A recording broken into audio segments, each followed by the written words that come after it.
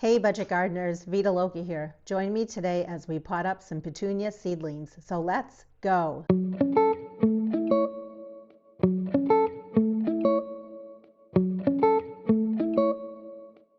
I'm going to name this video Operation Save the Petunias. I live in New Hampshire. I garden in USDA Zone 5B.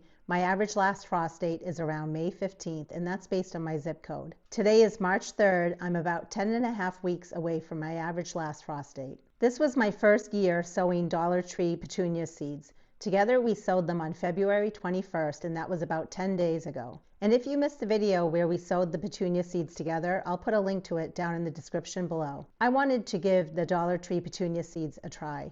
And honestly, you can't go wrong for the price. For $1.25, you get so many seeds. You're going to get way more plants than you ever would from even what you would pay for a 6-pack from a garden center. So this is what the seedlings look like 10 days later. At the time that I sowed the Dollar Tree Petunia seeds right over here, I also sowed some different petunia seeds that I had collected. I didn't have a lot of those seeds, so I just sowed whatever seeds I had on hand. Now I want to share the issues that I ran into. I want to start with the issues were not with the seeds. The issues were with me. The Dollar Tree seeds germinated great. They really filled out their whole section when they germinated. And the other sections where I planted the seeds that I had collected, those did great as well. I really have no complaints on when the seeds germinated. I think I ran into two big problems. The first problem was when it came to the humidity dome, I should have taken the humidity dome off earlier. I kept it on for a couple of extra days when I wasn't here. And as you know, when you have a humidity dome on and seedlings germinate, what happens is they can get fungal issues. There can be issues of damping off. And damping off can happen a lot of different ways. But one way is when the soil is too wet or when the condensation from the humidity dome is dripping down on the seedlings that have germinated. There are a lot of different reasons that cause damping off. So when I noticed the damping off had started to hit my Dollar Tree seedlings, I immediately took off the humidity dome, removed the tray off of the seedling heat mat, and I just put the tray under my LED shop lights. The other issue I ran into was it seems like I didn't make enough holes in the bottom of my restaurant takeout container, because when I try to bottom water my seedlings, the water is just not wicking up fast enough. And I can't spray the top of it because that would cause even more fungal issues. So I knew I needed to share this information with you in case you're running into the same problem. And I also knew we need to get the seedlings out of this tray, and whatever seedlings are in here, we're going to pot up. I will share, I'm very happy with the amount of plants that are still in here. That's one of the reasons why I heavily sow seeds, knowing that there are losses. And I can't stress that enough. If you have the space and you have the time, definitely oversow seeds when you can, because there will be losses. And when there are losses, you won't feel so bad because you'll still have plenty of plants. And if you ever did end up with too many plants, I'm sure you could always give them away. If you have seedlings like your petunias that you sowed in a small container like this, but you're not having any issues with damping off, or if you're not having any issues with bottom watering, you could still keep your seedlings in a container like this. But I just want to save the seedlings today. I want to take them out of here and we're going to be potting them up. We'll be potting them up into 6 cell packs. I like to reuse my cell packs year after year. I take really good care of them so I don't have to replace them. And if I do have to replace them, it's fine because I like to keep adding to my collection. I very rarely buy my 6 cell packs. I will go on Facebook Marketplace. Oftentimes people are giving them away for free. Family members, friends, a lot of people I know like to garden, but they don't want to keep all this seedling material like cell packs and trays. So I typically will just collect them that way as well. And then there is a garden center close to me that has a recycling bin, and I can often find 6 cell packs in there as well. The 6 cell packs are going to go inside of a solid bottom 10 by 20 tray. And it's called a 10 by 20 tray due to its dimensions. It's about 10 inches one way by 20 inches the other way. Even though the seedlings were originally sown in DIY seed starting mix that I made, we're now going to be using DIY potting mix. You can use whatever potting mix you feel comfortable with, but in case you're wondering what I use, I mix up my own because it's a lot cheaper for me to make it in bulk, and it's basically 4 parts of peat moss, but you can use cocoa coir. The peat moss I buy from a local garden center, and I buy a nice big brick of it, to 1 part of fine vermiculite, which I buy in bulk on Amazon, and then to 1 part of perlite, which I also buy on Amazon, and then I sprinkle the top with dolomite lime, and that's to offset the pH of the peat moss. And I can usually find that bag of lime at a big box store. And then when it comes to potting up my seedlings, I like to pot them up using the pre-moistened potting mix. I pre-moisten my potting mix by pouring boiling water on it. And I do that to also kill off the possibility of any fungus gnat eggs that might be in there. My peat moss bag is generally open, and so there's a high chance that different insects or bugs, but especially fungus gnats, may lay their eggs in there. So I don't want to bring those into my home. So now it's time to save the petunia seedlings as best as we can. When I squeeze the potting mix, I want you to notice there's no water dripping out. And when I let go, the potting mix holds its form. That's the exact consistency you're looking for. I also want to show you the difference in color. This is what I'm talking about. This seed starting mix is too dry. It should be that color right there. And that's why we're going to take out these little guys and we're going to bump them up today. And after that, I'm going to clean out the container, and you better believe it, I'm adding extra holes in this one.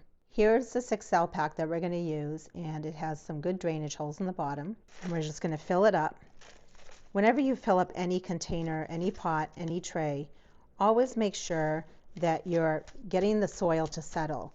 You want to push down, you want to go like this, whatever you need to do. There's so many different ways to do it. The bottom line is the whole reason we're doing that is we're trying to eliminate air pockets that are in here.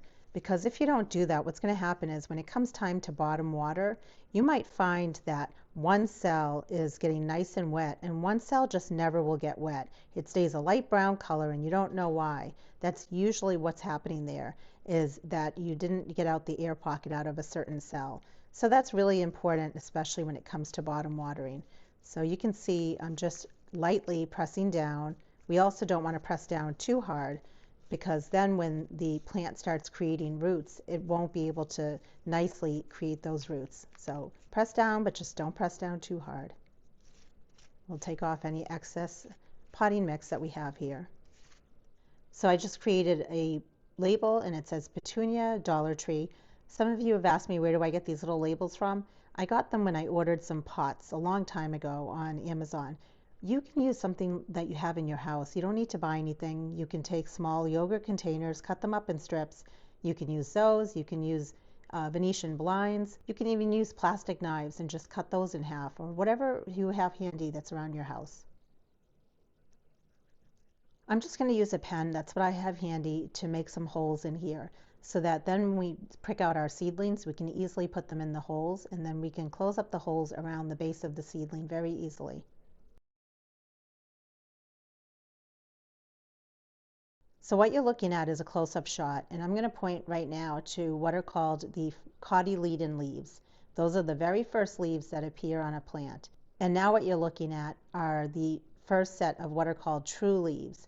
Once a plant has true leaves, that's when you can start fertilizing them with a half a strength of a fertilizer of your choice. Whenever you handle a seedling, you always want to handle it by a leaf. You don't want to handle it by a stem, because if you handle it by a stem and the stem breaks, then the seedling is no good. You have to throw it away. However, if you handle a seedling by its leaf, and let's say one small leaf falls off, that plant will very likely still be okay and survive. So we're very gently just going to get under the seedling right here.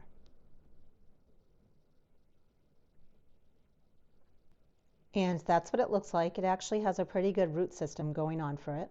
And then you just want to take your seedling and gently place it in the hole that you made, and then you can go ahead and just backfill the soil. Now, some people leave a large amount of the stem sticking out. I prefer not to do that. I like to bury it a little bit deeper, just so that the plant is a little more stable. So I'm going to go ahead and I'm going to backfill very carefully around it. It's a very tender process when we're working with little plants, but I tell you, it's worth it.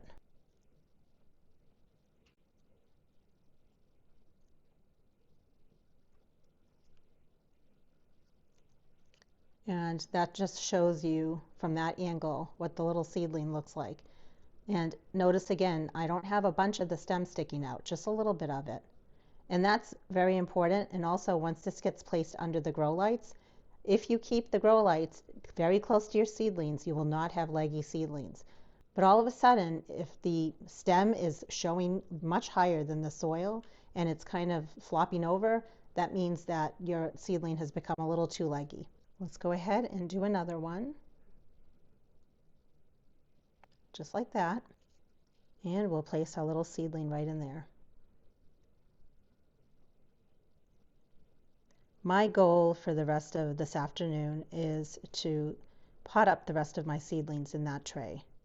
You can see it's a very time-consuming process. It's so worth it. Honestly, if you bought a packet of seeds for $1.25 and you only got 4 or 6 cell packs, it's still cheaper. We'll get quite a few with the amount of seedlings that we have in that tray. And that's just a nice close-up so you can see what the little things look like. Aren't they cute? In these videos that I'm making, I think it's important to show you the process from planting the seed and giving you close-up shots of what's next. I don't want to leave you hanging, and I want to show you the problems that I run into, because no matter how long a person has been gardening for, we all run into issues. Some years are better than other years with certain crops, with certain flowers. It's just the nature of gardening. But one thing that I've learned is that I don't like to give up. And I do like to start my seedlings on time, but if for whatever reason there's a major failure and I still have some time, then I just resow a certain seed. And I definitely encourage that for you as well. That if you sowed a seed and you didn't get any seeds to germinate, maybe see why, see if you can change something, and then try again. Now clearly, if time has run out for this year, well, there's always next year. But I think the key is just trying to learn what went wrong and how can you fix it. It might be clear to you, but this whole area right here, that's where the damping off happened. And you'll notice it stopped as soon as I removed the humidity dome, but I don't want to take my chances. I want to keep pulling these seedlings out, and I still have a lot of other ones I need to pull out as well. I think now that these seedlings are getting potted up in these 6 cell packs, they're going to definitely be better off because there's a lot more soil here and they're not going to dry out. But I still like doing this method as long as the container has a proper amount of drainage holes in it. Okay, last one.